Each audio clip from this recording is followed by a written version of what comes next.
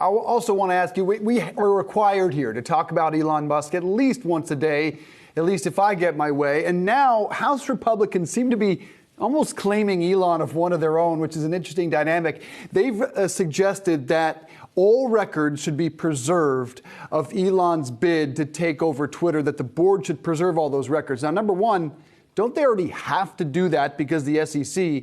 And number two, what are House Republicans hoping for here? Well, this is a request from the Republicans on the House Judiciary Committee. And what they clearly are thinking about is if they regain control of Congress next year, which is probably more than 50% likely at this point, they could very well hold hearings on whatever is going on at Twitter. And reading between the lines, they would probably be ecstatic if Elon Musk actually is able to buy Twitter, because they interpret, Musk has not said this, but they think that Elon Musk will be more tolerant of conservatives who might be touting bogus information on Twitter, people who may have gotten banned in the past. President Trump is an obvious one.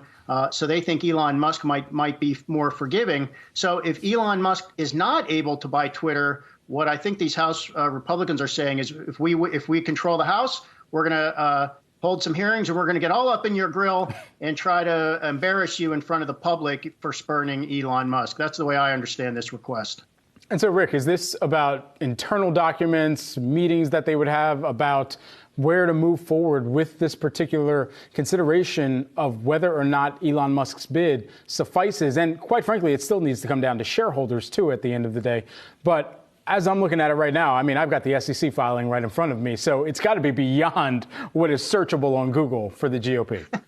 Well, I think you're attributing way too much rationality to members of Congress, Brad. I mean, stuff like this, it's always just a political stunt. It's meant to make the CEOs come out and testify and try to embarrass them and put them on the spot. And, of course, win points so that Donald Trump will pat you on the head, or whoever you're trying to appease will think you're doing a good job going after the big bad CEOs. I mean, how many show trials like this have we seen in Congress? But look, Congress does have the right to do this. And I think we should take these Republicans at their word, even if it's completely duplicative of whatever the SEC might be doing.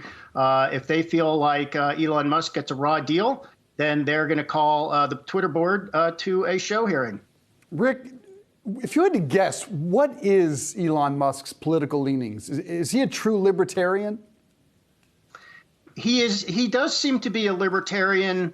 And that's open. What does it even mean to be a libertarian? That's open to interpretation. Yeah. So people think that he's Trumpy because, as an example, he really fought against COVID lockdown restrictions. He even broke the law at his California factory in 2020 to keep it open when the county said you had to close it. So people think that he's sort of a closet Trump supporter. I'm not sure he is a closet Trump supporter. He has actually said he prefers to stay out of politics. But he makes so many cryptic remarks that people can read into it anything they want. And many conservatives read into it, he must be one of us. I don't think he necessarily is, but that's what conservatives want to think. I'm in your camp on this one. I heard some on national television this morning comparing him to Peter Thiel. I said, no, he is not Peter Thiel by any stretch of the imagination. Great stuff. He doesn't give money either. No. You don't find a lot of political donations either. No, he just moves his company. Very little, in fact. Very little. Yeah, Rick Newman, have a good weekend, my friend. Thank you. See you guys.